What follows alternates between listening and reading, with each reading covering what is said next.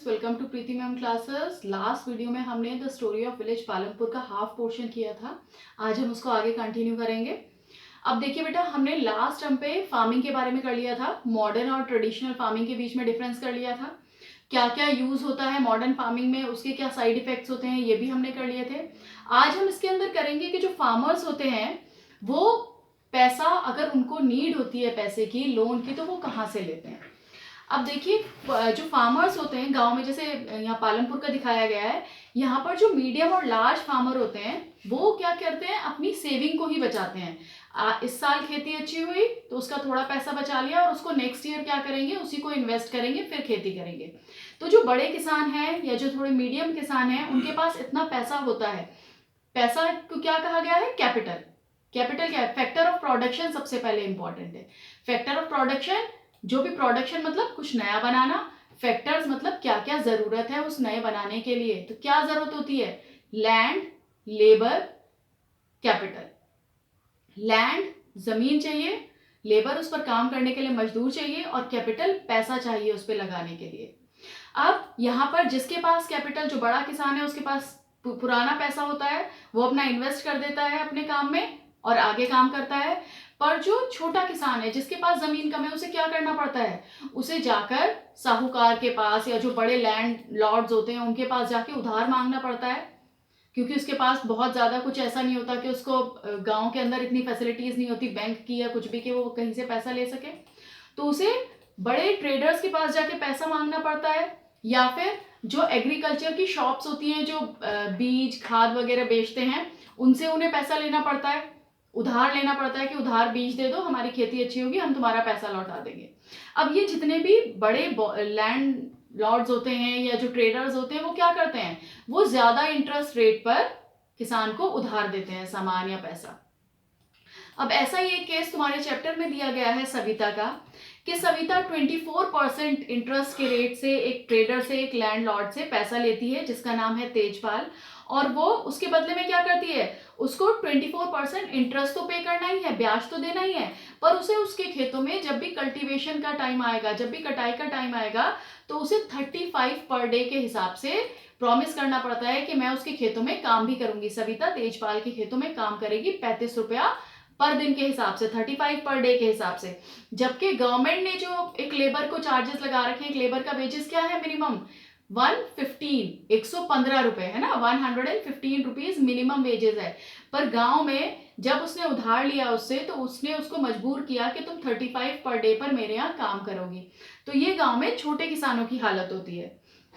अब क्यों करते हैं, छोटे किसान होते हैं वो क्यों तैयार हो जाते हैं इतने कम पैसे में काम करने के लिए, क्यों, क्योंकि इंटेंसिव कंपटीशन है। इंटेंस कंपटीशन क्यों, बहुत सारे लेबर हैं काम करने के लिए, गांव में जमीन तो बहुत कम लोगों के पास है, पर ऐसे किसान बहुत हैं जिनके पास, जो कि मजदूर किसान हैं, दूसरों के खेतों में काम करते हैं। अब एक अगर ये कहे कि मैं तो सरकार के हिसाब से 115 रुपए पर ही काम करूंगा, तो दूसरा मजदूर कहता है नहीं, मुझे पैसे की बहुत जरूरत है, मैं 50 रुपए पे भी काम कर दूंगा। तो फायदा किसको होगा, लैंडलॉर्ड को फायदा होगा, वो 50 रुपए वाले से काम कराएगा, और कंपटीशन की वजह से वेजेस उनके कम मिलते हैं, तो ये नुकसान होता है वहां पे। और पालमपुर के अंदर इसीलिए, क्योंकि वहां पर लेबर्स के बीच में कंपटीशन बहुत ज्यादा है, तो वो मिनिमम वेजेस से भी कम पर काम करने के लिए तैयार हो जाते हैं। अब देखिए, इसमें तुम्हारा ह्यूमन कैपिटल को सबसे ज्यादा इंपॉर्टेंट माना गया है कि ह्यूमन कैपिटल है क्या, और ह्यूमन कैपिटल सबसे इंपॉर्टेंट क्यों है।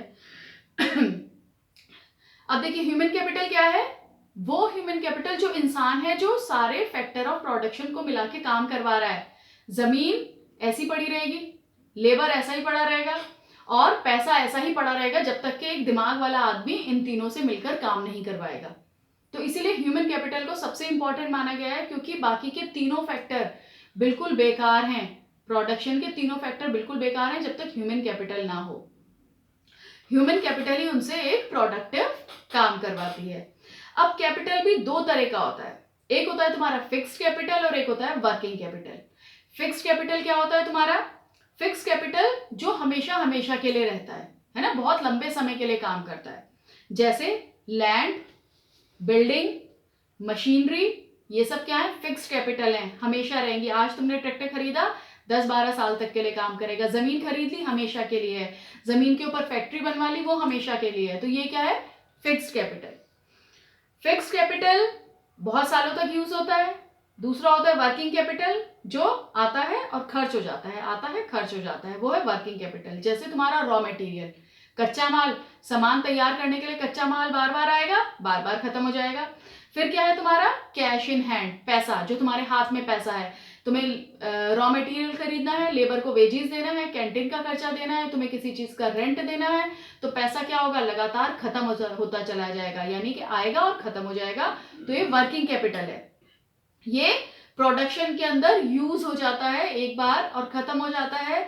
इसका आप सालों साल यूज नहीं कर सकते, पर कंटिन्यूटी में बना रहता है, आता रहेगा हमेशा। तो ये क्या है तुम्हारा? Working capital. तो डिफरेंस क्या हो गया? फिक्स्ड कैपिटल जो हमेशा के लिए है, और वर्किंग कैपिटल जो आता जाता रहता है, खत्म होता रहता है। अब देखिए, फैक्टर ऑफ प्रोडक्शन मैंने आपको बता दिया था क्या है? Land, labour, physical capital and human capital. Next है तुम्हारा वर्किंग कैपिटल और फिक्स कैपिटल के बीच का डिफरेंस। फिर ह्यूमन कैपिटल क्यों इंपॉर्टेंट है, क्लियर हो गया सभी को? अब देखिए, इसमें आपका रह जाता है एक कि कौन कौन से वेज हैं एक ही पीस पे, एक जमीन के टुकड़े पर ज्यादा फसल उगाने के क्या तरीके हैं। कौन सा तरीका होता है, कौन से डिफरेंट वेज हैं। तो अब देखिए, एक ही जमीन के टुकड़े पर ज्यादा फसल, more than one crop, how to grow on a single piece of land more than one crop। तो कैसे करेंगे उसको कहा जाता है मल्टीपल क्रॉपिंग। मल्टीपल क्रॉपिंग या तो एक ही जमीन को टुकड़ों में बांटकर अलग अलग फसल लगवाई जाए उसके ऊपर, या मॉडर्न फार्मिंग मेथड का यूज करके फटाफट फसलें उगाई जाएं, काटी जाएं, और एक ही जमीन पर कई बार। कुछ किसान होते हैं जो साल में अपनी जमीन पर 2 ही फसल उगाते हैं, पर कुछ किसान होते हैं जो एक ही जमीन से कई तरीके की फसलें उगा लेते हैं, तो उसको मल्टीपल क्रॉपिंग कहा जाता है। ठीक है, ये मल्टीपल क्रॉपिंग। और एक आपको इस चैप्टर के अंदर दिया है, जब गाँवों को एक्सप्लेन करते हैं कि वहां पर किस चीज का काम होता है, गुड़ है ना, जगेरी का बहुत ज्यादा काम होता है, और उसको क्या कहा जाता है? जैगरी को वो बाहर आसपास की मंडियों में भी बेचने जाते हैं। तो ये क्वेश्चन भी कई बार आ जाता है आपका। अब इसके चैप्टर बहुत ज्यादा टफ नहीं है, बहुत इजी है, एक बार रीड आउट करके देखिएगा, और कोई प्रॉब्लम है तो पूछ लेना। इसमें पालमपुर वाला सबसे इजी चैप्टर है, इसीलिए मैंने यही आपको सबसे पहले एक्सप्लेन किया है। वीडियो के साथ में चैप्टर भी रीड करना, आपको बहुत अच्छे से समझ आ जाएगा। कोई प्रॉब्लम हो वो आप मुझसे पूछ सकते हैं। Okay, thank you.